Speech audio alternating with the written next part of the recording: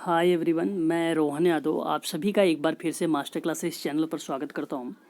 दोस्तों, आज की टॉपिक है UGC net paper second social work unit number 10 में दोस्तों दिया हुआ है समाज कार्य क्षेत्र का अभ्यास सेकंड पार्ट चल रहा है। ठीक है, उसी के अंतर्गत अगर मैं बात करूं दोस्तों, तो एक पॉइंट आता है बच्चों के लिए नीतियां और कार्यक्रम। तो उसी से संबंधित है दोस्तों संवैधानिक रक्षा उपाय और बच्चों के लिए विधान। ठीक है, आज की जो वीडियो है दोस्तों ये इम्पोर्टेंट वीडियो है। उसके बाद दोस्तों यूनिट नंबर 10 में जो बच्चों के अधिकार से और नीतियों से, उसके संवैधानिक रक्षा उपाय से या उसके विधान से और या कार्यक्रम से जितने भी प्रश्न बनते हैं दोस्तों, इन जितनी मैंने वीडियो बनाया है दोस्तों इन्हीं वीडियो से आएगा, इससे बाहर कोई नहीं आएगा। ठीक है, चलिए हम शुरू करते हैं दोस्तों। इम्पोर्टेंट टॉपिक है, कॉपी पेन साथ में रखिए और नोट डाउन भी करते चलिए कि भारत का जो संविधान है 26 जनवरी 1950 के अस्तित्व में आया था, ये सभी लोगों को पता है। एक चीज़ आता है दोस्तों इसमें, चलिए टू द पॉइंट आप लोग लिखते चलिए, नहीं तो आपको बड़ा लगेगा ये टॉपिक भी।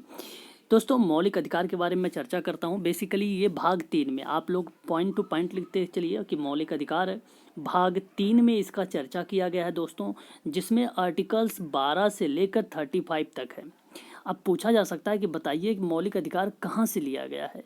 तो दोस्तों याद रखना, जो मौलिक अधिकार है ये संयुक्त राज्य अमेरिका से लिया गया है, यानी यूएसए से लिया गया है। तो ये टॉपिक दोस्तों बहुत ही इंपॉर्टेंट है और मैंने कई बार आप लोगों को बता भी चुका हूँ, शायद आप लोगों को सुन कर याद हो गया ये सारी चीज़ें, है ना। और एक चीज़ और बता दूँ दोस्तों मैं, कि इसी मौलिक अधिकार में ही कहा गया कि इसमें संशोधन तो हो सकता है, परंतु ध्यान देना दोस्तों, और अगर राष्ट्रीय आपात के दौरान आर्टिकल्स 352 जो जीवन और उसके व्यक्तिगत स्वतंत्रता के अधिकार को छोड़कर अन्य मौलिक अधिकार को स्थगित किया जाता है और किया जा सकता है, वो आर्टिकल्स किसके अकॉर्डिंग किया जा सकता है? 352 के अकॉर्डिंग किया जा सकता है। आई होप दोस्तों कि आपको ये चीज़ें समझ में आ गई होगी। एक चीज़ याद रखना दोस्तों कि मूल संविधान में टोटल 7 मौलिक अधिकार हैं। कितने हैं? 7 मौलिक अधिकार हैं। अब दोस्तों ये चीज़ें याद रखना है। एक चीज़ और इसके साथ याद रखो कि 44वें संविधान संशोधन 1979 में इसमें क्या किया गया था कि संपत्ति का अधिकार जो था वो अनुच्छेद 31 और 19F 31 और 19F यानी 31 और 19F को मौलिक अधिकार की सूची से हटाकर संविधान के अनुच्छेद 300A में जोड़ा गया। याद रखना ये, ठीक है। क्वेश्चन बना है, नेट में आया है और मैंने MCQ भी करवा रखा है इसका। दोस्तों अब याद रखना कि भारतीय नागरिकों के लिए कुल टोटल 6 मूल अधिकार हैं। मैंने आपको ट्रिक के माध्यम से बता रखा है। समता का अधिकार पहला लिख लीजिए, दूसरा लिखिए स्वतंत्रता का अधिकार, तीसरा शोषण का अधिकार, फिर चौथा है धार्मिक स्वतंत्रता का अधिकार, पांचवा है संस्कृति और शिक्षा संबंधी का अधिकार, छठा है दोस्तों संवैधानिक उपचारों का अधिकार। ठीक है, तो इन चीज़ों को याद रखना। और नेक्स्ट बात करता हूँ दोस्तों, एक भाग 4 की जब बात आएगी तो वहाँ आती है नीति निर्देशक सिद्ध तथ्यों से संबंधित। इसके लिए मैंने बहुत अच्छी वीडियो बना रखा है दोस्तों, जो अप्लाइड करके, तो आप लोग जाके वहाँ से देख सकते हैं। भाग 4 ए में कहा गया कि मौलिक अधिकार जो है बाल अधिकारों का समर्थन करने का महत्वपूर्ण जो भी भूमिका निभाता है, इसी से संबंधित है। अब देखिए ये इतनी बड़ी चीज़ें हैं, है ना, कि ये चीज़ें पढ़ने की ज़रूरत नहीं है, मैं आपको बता रहा हूँ, आप लोग उसको लिख सकते हैं। ठीक है, ओवरऑल करके जैसे, चलिए आप लोग नोट डाउन कर ही रहे होंगे मौलिक अधिकार से संबंधित। तो जो समता का अधिकार है दोस्तों, आर्टिकल्स 14 में क्या कहा जा रहा है आप लिख सकते हैं। देखिए यहाँ पे लिखा भी होगा, हाँ लिखा है यहाँ पर कि कानून के समक्ष और समानता सहित जो समानता का अधिकार है, अनुच्छेद 14 में दोस्तों यही चीज़ें के बारे में चर्चा की जा रही है कि विधि के समक्ष समता। इसका अर्थ ही होता है दोस्तों कि राज्य के सभी व्यक्तियों के लिए एक समान कानून बनाएगा और उन पर एक समान लागू करेगा। ये आर्टिकल 14 हो गया कंप्लीट। नेक्स्ट बात करते हैं दोस्तों आर्टिकल्स 15 यानी 15 के बारे में। तो आप इसके बारे में क्या लिखोगे? देखिए यहाँ पे लिखा हुआ है कि धर्म, वंशावली, जाति, लिंग अथवा जन्म स्थान के आधार पर भेदभाव करने का प्रतिनिषेध। ठीक, आर्टिकल 15। अब इसमें क्या करना है कि धर्म, नस्ल, जाति, लिंग और जन्म स्थान के आधार पर जो भेदभाव होगा उसका निषेध होगा। कहने का मतलब ये है कि राज्य के द्वारा धर्म, मूल वंश, जाति, लिंग और जन्म स्थान आदि के आधार पर ही दोस्तों नागरिकों के प्रति जीवन के किसी भी क्षेत्र में भेदभाव नहीं किया जाएगा, ये आर्टिकल्स 15 कहता है। नेक्स्ट है दोस्तों ये आर्टिकल 16 यानी 16। तो यहाँ पे अच्छा इसके द्वारा ये यहाँ पर दूसरा दे दिया है, 17 कर दिया है, 16 मिस कर दिया है, 16। तो आप इसे भी समझ लीजिए। ये बेसिकली क्या था दोस्तों कि लोक नियोजन के विषय में अवसर की समानता देता था, और इसमें ये बताया जाता था कि राज्य के अधीन जो किसी पद पर नियोजन और नियुक्ति से संबंधित विषयों में किसी भी नागरिकों के लिए अवसर की समानता होगी। ठीक है दोस्तों। अपवाद था ये चीज़ें कि अनुसूचित जाति, अनुसूचित जनजाति एवं पिछड़ा वर्ग से रिलेटेड भी था, तो ये चीज़ें याद रख सकते हो। आर्टिकल 17 है, IMP कर लीजिए इसे। ठीक है, यहाँ पर लिखा हुआ है कि इस अनुच्छेद में महिलाओं और बच्चों के लिए कई विशेष उपबंध बनाए गए और छुआछूत निपटाने से रिलेटेड रहा आर्टिकल 17। अब 17 ये कहता है दोस्तों कि अस्पृश्यता का अंत, यही चीज़ें हैं छुआछूत मिटाने से रिलेटेड। ठीक है, जो अस्पृश्यता से उन्मूलन के लिए उसे दंडनीय अपराध घोषित किया जाएगा अगर इस तरीके का कोई बिहेवियर समाज में देखने को मिलता है तो। ठीक है, आई होप दोस्तों कि आप लोगों ने ये सारी चीज़ें समझ गए होंगे। नेक्स्ट था दोस्तों स्वतंत्रता का अधिकार। ठीक है, जिसमें 19 में था कि मूल संविधानों को 7 तरह से जो स्वतंत्रता मिलती थी उसी के संबंधित में इसमें उल्लेख किया गया। तो इसके कई पार्ट बने। देखिए जैसे 19(1) का काम में ये कहा गया, ठीक है, क्या कि जीवन की सुरक्षा और व्यक्तिगत स्वतंत्रता। तो इस तरीके से दोस्तों आप लोगों को अगर नोट करना है तो नोट कर लीजिए। देखिए 19 का ए में ये बोला गया कि बोलने की स्वतंत्रता, 19 का बी में बोला गया शांति पूर्वक बिना हथियार की एकत्रित होने की जो सभा होगी, उन सभा करने की जो स्वतंत्रता होगी वो होगी 19(b) के अकॉर्डिंग होगा। 19(c) का में ये बोला गया कि संघ बनाने की स्वतंत्रता होगी, और 19(d) में ये बताया गया कि देश के किसी भी क्षेत्र में आवागमन की स्वतंत्रता होगी। 19(e) बताया गया दोस्तों ये कि देश के किसी भी क्षेत्र में आवागमन की स्वतंत्रता होगी। 19(d) का बताया गया, 19(e)(d) मैंने बोल दिया आपको। 19(e) होगा दोस्तों देश के किसी भी क्षेत्र में निवास करने के और उसको बसने की जो स्वतंत्रता होगी वो 19(e) की होगी। 19(f) में मैंने अभी भी चर्चा किया ही था दोस्तों आप लोगों से कि संपत्ति का जो अधिकार होगा वो 44वें संविधान संशोधन से 1979 से इसे हटा दिया गया था 19(f) को। और 19(f) है दोस्तों संपत्ति का अधिकार। 19(g) है कोई भी व्यापार और जीविका चलाने की स्वतंत्रता है। ठीक है, प्रेस और स्वतंत्रता का जो वर्णन है दोस्तों, प्रेस और स्वतंत्रता की जो वर्णन किया गया है आर्टिकल्स 19(a) में किया गया है। तो ये चीज़ें याद रखना। ठीक है, और इसमें कुछ खास और नहीं है दोस्तों, हालांकि मैंने आप लोगों को इसके बारे में अच्छे से बता रखा है, तो वहाँ से जाकर आप लोग इस वीडियो को देख सकते हो। ठीक है, कंप्लीट, क्योंकि यहाँ मैंने बता रखा है मूल अधिकारों के बारे में। ठीक है, चलिए मैं बात करता हूँ दोस्तों संविधान के 86वें संविधान संशोधन जो 13 दिसंबर 2000 को अधिसूचित किया गया था, और जिसमें 14 से 6 वर्ष की आयु के वर्ग के जो बच्चे होंगे उनको मुफ्त और अनिवार्य शिक्षा दिया जाएगा और एक मौलिक अधिकार बनाया जाएगा। हालांकि मैंने कई बार इस पर चर्चा भी कर चुका हूँ। आर्टिकल 20(a) में इसमें ये बात कही गई कि राज्य के 6 से 14 वर्ष की आयु के बच्चों के लिए जो होगी उनकी मुफ्त और अनिवार्य शिक्षा को इस ढंग से प्रदान किया जाएगा कि राज्य के कानून द्वारा निर्धारित करेगा। ठीक है, तो ये चीज़ें इसमें कही गई दोस्तों, इम्पोर्टेंट है और इससे बाहर आप लोगों से UGC नेट में पूछा नहीं जाएगा। अब दोस्तों यहाँ से कुछ इम्पोर्टेंट एक्ट आते हैं, अधिनियम आते हैं, उसे आप लोगों को नोट डाउन करना जरूरी है। दोस्तों एक चीज़ याद रखना कि बच्चों को सशक्तिकरण के लिए जो विधान को एक आवश्यक उपकरण माना गया और बच्चों के कल्याण के लिए कार्य करते हुए बच्चों के अधिकार के प्रति राज्य की जो प्रतिबद्धता थी उसको प्रदर्शित किया गया। ठीक है, अब जैसे एक चीज़ मैं बता दूं दोस्तों, संरक्षक और प्रतिपाल्य अधिनियम, एक चीज़ आपको देखने को मिलेगा 1890 के अकॉर्डिंग। ठीक है, तो मैं अभी शायद चर्चा करूँगा नीचे। ठीक है, 1819 के अकॉर्डिंग। चलिए नहीं है दोस्तों यहाँ पर, तो मैं आप लोगों को बता देता हूँ, आप लोग उसे लिख सकते हो। संरक्षक और प्रतिपाल्य अधिनियम 1890 में आया है। ठीक है ये, और दोस्तों याद रखना कि इस मुख्य अधिनियम की जो धारा थी 21 में दोनों स्थानों पर पत्नी शब्द का जो स्थान था वो दंपत्ति शब्द के प्रति स्थापित किया जाएगा। और संरक्षक और प्रतिपाल्य अधिनियम 1890 प्रतिपाल्य के संरक्षक जिसमें अधिकारों और कर्तव्यों को स्थापित किया गया है, और नाबालिग पत्नी अथवा माता के पास भी नाबालिग का जो संरक्षक होने का सामर्थ्य होता है वो दोस्तों न्यायालयों के द्वारा बच्चों के संरक्षकों के अहर्ता या उसकी नियुक्ति और हटाने के बारे में विस्तार से चर्चा करने से रिलेटेड है, और जो सभी बच्चों के मामले में धर्म के भेदभाव के बगैर लागू किया जाए, ये बात कही गई थी दोस्तों संरक्षक और प्रतिपाल अधिनियम 1890 के अकॉर्डिंग, यानी 90। नेक्स्ट बात करते हैं दोस्तों बाल विवाह प्रतिबंध अधिनियम, जिसको कहा गया है शारदा अधिनियम या शारदा एक्ट। ठीक है, तो दोनों बात दोस्तों एक है। ये अगर बाल विवाह प्रतिबंध अधिनियम बोला जाए या शारदा अधिनियम बोला जाए, बात दोनों सिमिलर है।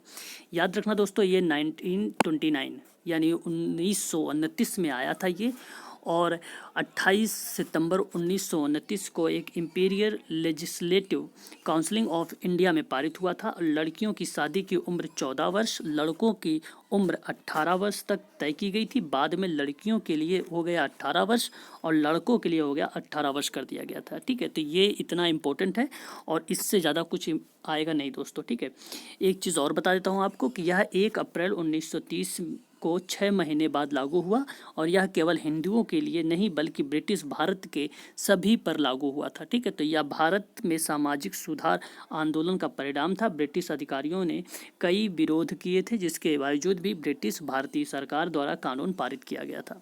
ठीक है, इतना इंपॉर्टेंट है दोस्तों, इससे रिलेटेड है।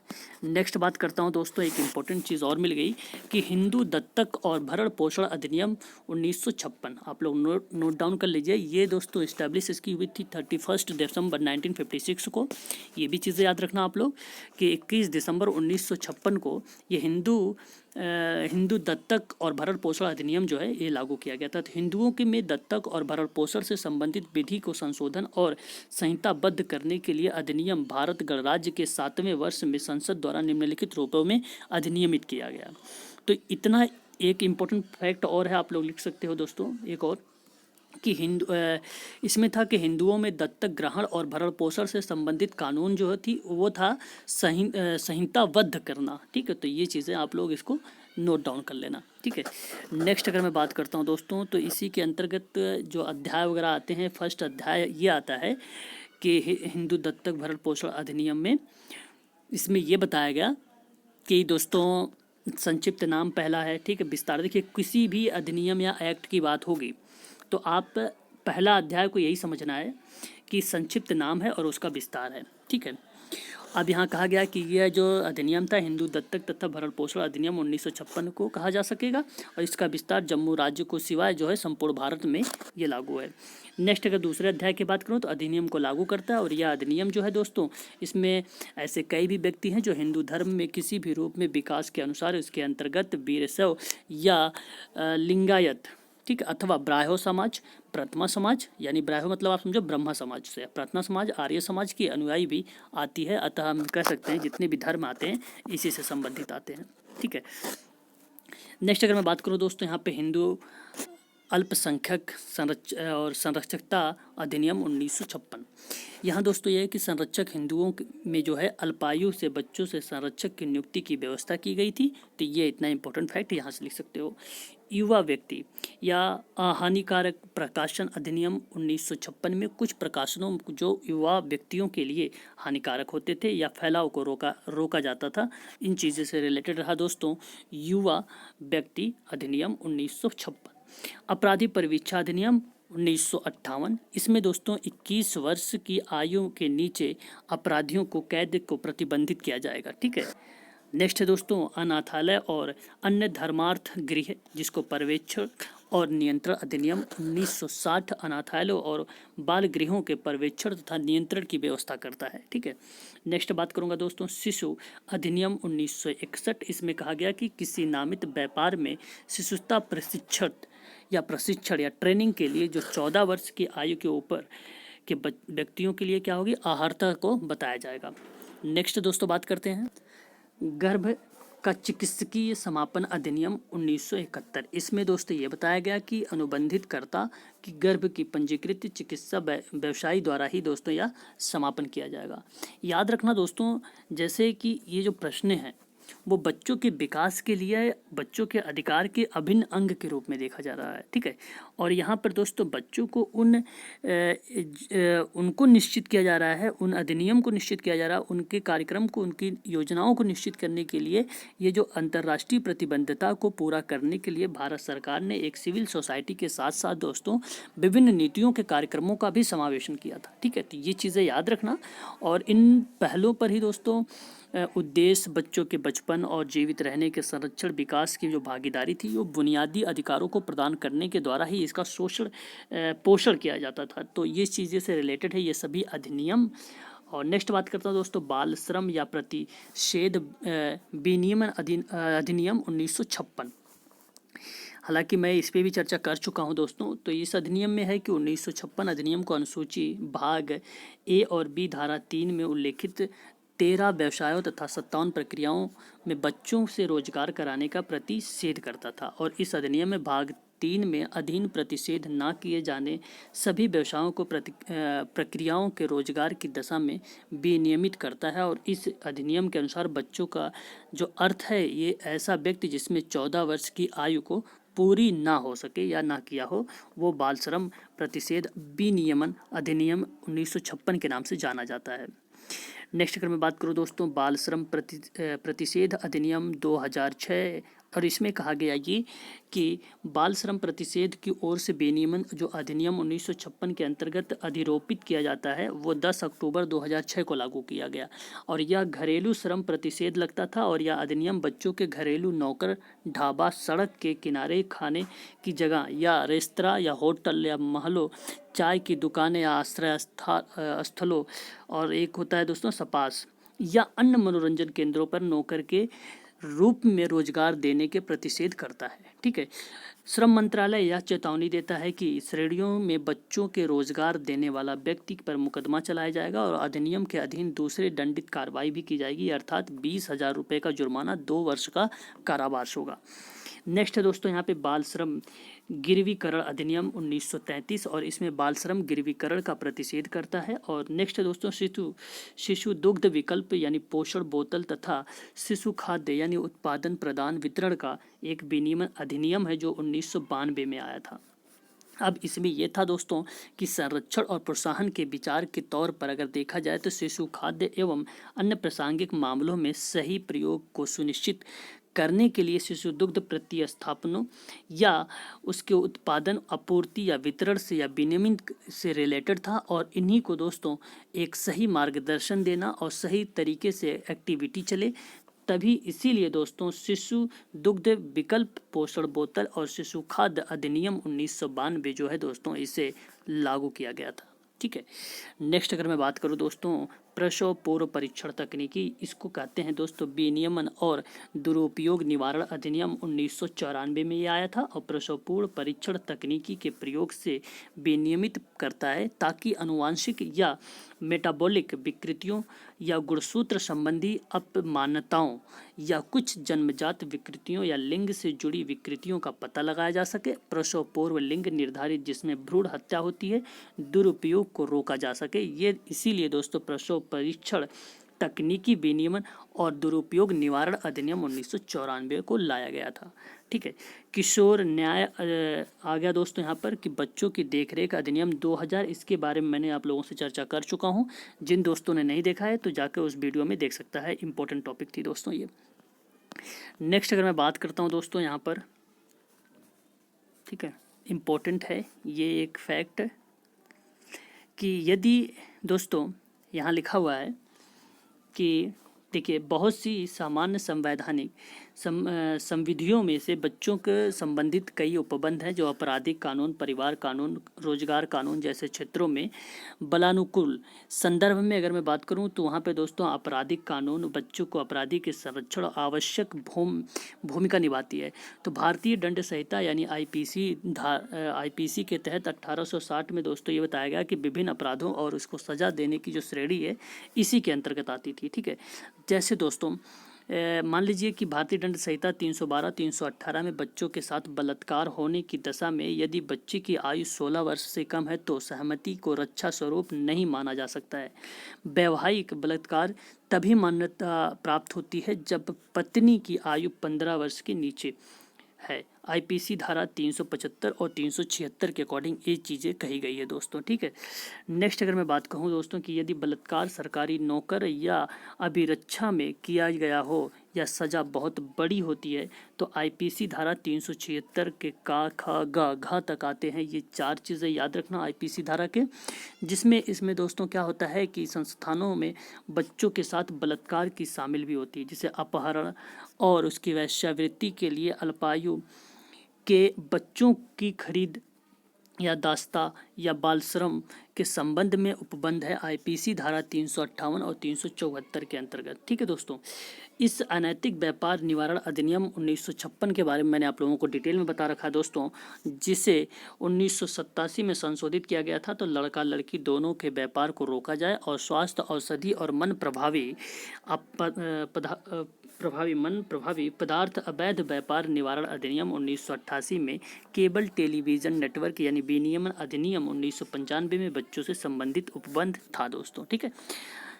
नेक्स्ट बात कर लेते हैं दोस्तों, यहाँ पे एक और इम्पोर्टेंट है, आप लोग नोट डाउन कर सकते हैं कि हिंदू विवाह अधिनियम 1955 द्वारा हिंदू विवाह उत्तर अधिनियम 1925 में विनियमित होता है। मुस्लिम पर्सनल लॉ मुसलमान बच्चों के विवाह, रखरखाव या अभिरक्षा, संरक्षण संबंधी गोद लेने या उत्तराधिकार और विरासत मामलों में विनियमित करता है।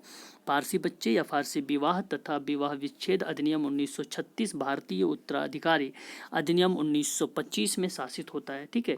आपराधिक प्रक्रिया संहिता CRPC के धारा 125 निसहाय या अपवर्जन बच्चों के रखरखाव के लिए ही दोस्तों ये अधिनियम जितने हैं बनाए गए थे। दोस्तों ये टॉपिक आज यहाँ पर फिनिश होती है कि भारत में बच्चों के लिए नीतियाँ और कार्यक्रम, उसके संवैधानिक रक्षा उपाय, बच्चों के लिए विधान क्या थे, बच्चों की नीतियाँ क्या थी, बच्चों के कार्यक्रम क्या थे, ठीक है। यदि आप लोगों को दोस्तों इसमें कोई डाउट है तो आप मुझे कमेंट करके पूछ सकते हैं, ठीक है दोस्तों।